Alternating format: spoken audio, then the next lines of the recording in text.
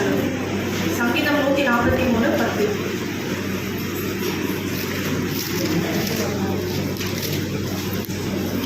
பிரியமானதை செய்ய எனக்கு சொல்லி தருகிறோம். நீரே என் தேவன், உம்முடைய நல்ல ஆவி என்னை செம்மையான வழியிலே நடத்துவதாக. ஆமென். இது தாவீது ஜெபிக்கிற ஜெபம். ஸோ சங்கீதம் ஃபுல்லாகவே தாவீது ஜெபிக்கிற மாதிரி இருக்கும். உமக்கு பிரியமானதை செய்ய எனக்கு போதி தரும். எவ்வளோ அழகாக அவர் ஜெபிக்கிறாருன்னு பாருங்க. இது அவர் சும்மா வீட்டில் உட்காந்துட்டோ ரிலாக்ஸாக ப்ரேயர் பண்ணல. உமக்கு பிரியமானது செய்ய எனக்கு போதிங்க அப்படின்னு சொல்லிட்டு எந்த நிலைமையிலனா ஒரு போராட்டத்தின் பாதையில் ஒருத்தருக்கு பயந்து ஓடிக்கொண்டிருக்கும் போது ஒரு கடுமையான சூழ்நிலையில் இந்த ஜெபத்தை அவர் ஜெபிக்கிறாரு. நம்ம நம்மளுடைய ஜெபம் எப்படி இருக்கும்? சும்மா நம்ம நார்மலாகவே ஜெபிக்கும் போது ஏசப்பா என்னை ஆசீர்வதிங்க, குடும்பத்தை ஆசீர்வதிங்க, நீ வீட்டில் இருக்கவங்க ஆசீர்வதிங்க, நல்ல வளர்ச்சியை கொடுங்க, இதை செய்யுங்க அதை செய்யுங்க, பிள்ளைகளை ஆசீர்வதிங்க அப்படி இருக்கும். இப்படியே இப்படி ஒரு கடுமையான பாதையில் எப்படி போயிட்டு தாவீது மாதிரி நம்ம போயிட்டு இருந்தோம்னா எப்படி ஜெபிப்போம்? இதுலேருந்து என்னை எப்படியாவது காப்பாற்றுங்கப்பா, என்னை எப்படியாவது வீட்டுக்கு கொண்டு போய் சேர்த்துருங்கப்பா, என்னை நல்ல இடத்துல போய் அப்படின்னு நம்ம ஜெபிப்போம். ஸோ தாவீது அப்படியும் ஜெபிக்கிறாரு. அது தனக்கு தேவையானதையும் கேட்குறாரு. அதுவும் இல்லாமல் அவரோட சித்தத்தை செய்யணும், உங்களுக்கு பிரியமானது செய்ய எனக்கு போதி தருங்கப்பா. அவரோட ஜெபம் அப்போ எப்படி இருக்கு பாருங்க. நீரே என் தேவன், உங்களுடைய நல்ல ஆவியானவர் என்னை நடத்திட்டோம். ஸோ அந்த சூழ்நிலையிலுமே ஆவியானவர் என்ன நடத்திட்டோம் ஏசப்பா அப்படின்னு அவர் ஜெபிக்கிறாரு. ஸோ நம்மளோட ஜெபமும் இன்னைக்கு அப்படிதான் இருக்கணும். தாவீது மாதிரி தான் எந்த சூழ்நிலையில இருந்தாலும் நமக்கு தேவையானதை மட்டும் நம்ம கேட்காம அவருக்கு சித்தமானது, அவருக்கு பிரியமானது நம்மளால செய்ய முடியலன்னா கூட ஆண்டவர்கிட்ட கேட்டு நம்ம பெற்றுக்கொள்ளணும். தாவீது அந்த மாதிரி கேட்டு பெற்றுக்கொண்டதுனால தான் கர்த்தருடைய பார்வைக்கு அவர் ரொம்ப நெருக்கமான, இருதயத்துக்கு நெருக்கமானவர் அப்படின்னு தாவீதை சொல்வார் ஆண்டவர். ஸோ தாவீது அவரும் நம்மள மாதிரி மனுஷனா பாவங்களா இதுவா இருந்தவர் தான்.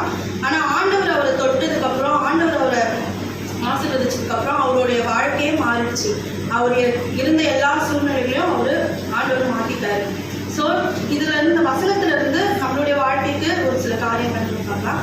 ஆண்டவருக்கு பிரியமானதுன்னா என்ன? அவர் ஜெபிக்கிறாரு, உங்களுக்கு பிரியமானதே எனக்கு போதி தருங்கப்பா அப்படின்ட்டு. ஸோ ஆண்டவருக்கு பிரியமானதுன்னா என்ன அப்படின்னா, ஃபஸ்ட்டு பரிசுத்தமான வாழ்க்கை. ஸோ நம்ம பரிசுத்தமாக வாழ்றது தான் ஆண்டவருக்கு ரொம்ப பிரியம். பரிசுத்தமாக என்ன, நம்ம வாரம் கேட்போம் பரிசுத்தமாக இருக்கணும், பரிசுத்தமாக இருக்கணும், பரிசுத்தமாக இருக்கணும்னு சொல்லிட்டு. ஆனால் பரிசுத்தமாக நம்ம இருக்கிறோமா? அதுதான் ஆண்டவருக்கு பிரியம். நம்மளால இருக்க முடியலன்னா கூட தாவீது மாதிரி நம்ம ஆண்டவர்கிட்ட கேட்டுப்பா எனக்கு உங்களுக்கு பிரியமானது நான் எப்படி இருக்கணும் அப்படின்னு சொல்லிட்டு அவருக்கு பிரியமானது என்ன? பரிசுத்தமான வாழ்வு. நம்ம ஒரு வசனத்தை கூட வாசிக்கலாம். ரோமர் 12:1.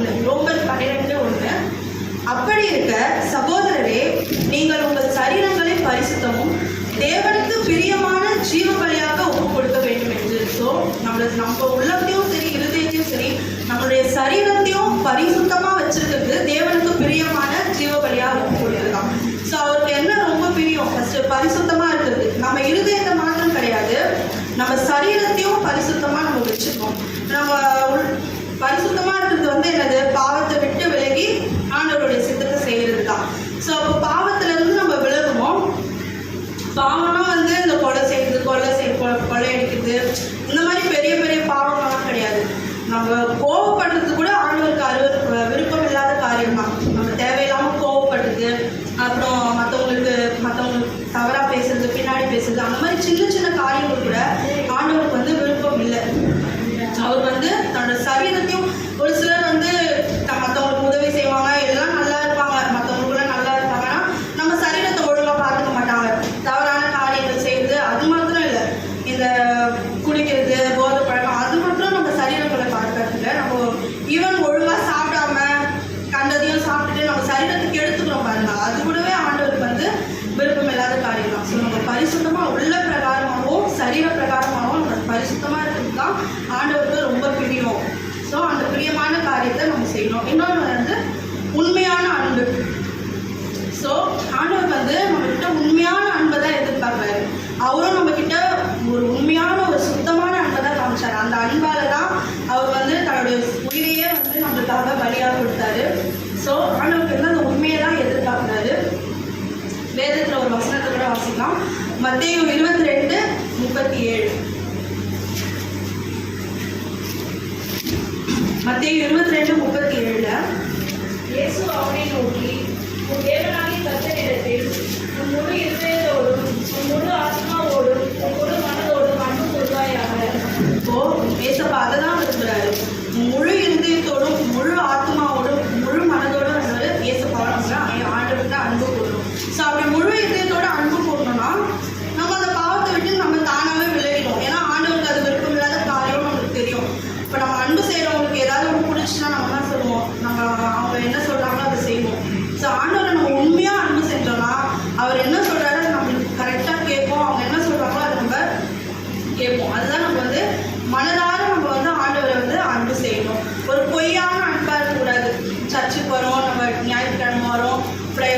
பைபிள் வாசிக்கிறோம், திருப்பி வீட்டில் ப்ரேயர் பண்ணுறோம். இது மட்டுமே நம்ம ஆண்டவர்கிட்ட காட்டுற அன்பாக இருக்கக்கூடாது. நம்ம முழு இருதயத்தோட நம்ம எல்லா நேரமும் ஆண்டவர்கிட்ட அன்பாக இருக்கணும். ஒரு பொய்யான தன்மை இருக்கக்கூடாது.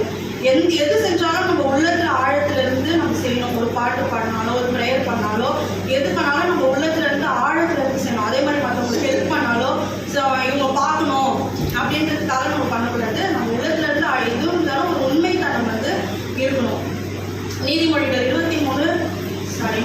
12:22 ஒரு வசனம் இருக்கு. பொய் உதடுகள் கர்த்தருக்கு அருவருப்பானவைகள், உண்மையாய் நடக்கிறவர்களோ அவருக்கு பிரியம். ஸோ பொய் உதடுகள் வந்து கர்த்தருக்கு அருவருப்பு.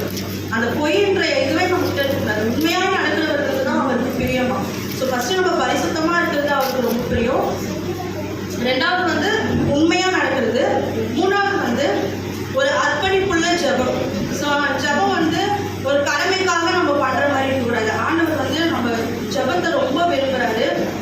அவருக்கு நமக்கு எல்லாமே தெரியும். நம்மளை முன்குறித்திருக்கிறாரு, நம்மளோட தேவைகளை அறிந்திருக்கிறாரு. எல்லாமே நம்மளை பற்றி ஃபர்ஸ்ட்லேருந்து லாஸ்ட் வரையும் எல்லாமே ஆண்டவருக்கு தெரியும். ஆனால் அவர் நம்மகிட்ட என்ன விரும்புகிறாருன்னா ஜெபம்.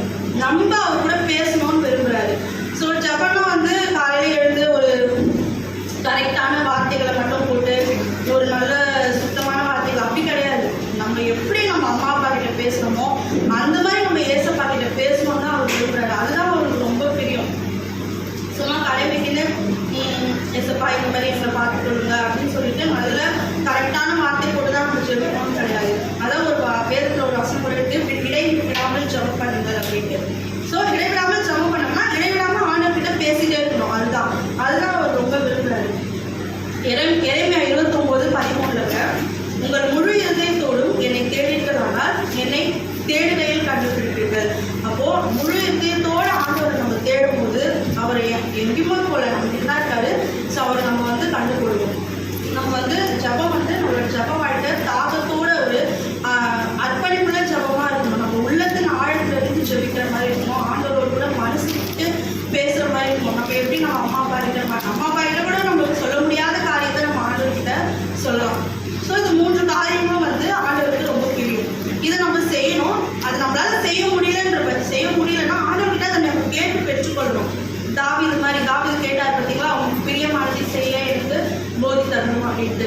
நீரே என் தேவன், உங்களுடைய நல்ல ஆவி என்னை செம்மையான வழியிலே நடத்துவாராக. ஸோ நல்ல ஆவினா ஆண்டவருடைய அந்த பரிசுத்த ஆவியானவர் நம்ம கூட இருந்தால் நம்மளோட வாழ்க்கை செம்மையாக தான் ஆகும். நம்ம வந்து ஆவியானவர் நம்ம கூட இருக்கும்போது அந்த பாவமான வாழ்க்கை, ஆபத்து, அப்புறம் குழப்பம், பிரச்சனைகள், எல்லா சூழ்நிலைகளும் நம்மளை நீக்கி நம்மளை வந்து அதை விட்டுட்டு ஒரு செம்மையான பாதையில், ஒரு கரெக்டான பாதையில் வந்து நடத்துவார். அதுதான் தாவீதும் கேட்குறாரு, உங்களுடைய ஆவியானவர் எப்பவுமே என் கூட இருக்கட்டும். ஸோ ஆவியானவர் என் கூட இருக்கும்போது என்ன நடக்கும்? ஆட்டோமேட்டிக்காக நம்ம பரிசுத்த வாழ்க்கையில் போவோம், நல்ல வேதத்தை தியானிப்போம், ஜெபம் பண்ணுவோம், எல்லாமே நம்மளுக்கு வந்துடும். ஸோ அதெல்லாம் கேட்குறாரு, ஆவியானவர் வந்து என்னை செம்மையான வழியிலே நடக்கும். ஸோ இந்த வசனத்தின் மூலமாக ஆண்டவர் இந்த காரியங்களை நம்ம கொண்டுறாரு. நம்மளோட ஜெபம் இனிமேல் எப்படி ஜெபம் பண்ணியிருந்தாலும் இந்த வசனத்தை சங்கீதம் 143:10 நம்ம ஒரு எக்ஸ்ட்ரா ஆட் பண்ணிக்கலாம். இனிமேல் இதுவும் ஜெபிக்கலாம். உங்களுக்கு பிரியமானதே எனக்கு போதி தரணும்ப்பா, நீங்கள் தான் என் தேவன், உங்களுடைய நல்ல ஆவியானவர் என் செம்மையான வழியிலே நடத்துவாராங்கன்னு சொல்லிட்டு நம்மளும் இனிமேல் நம்ம ஜெபத்தில்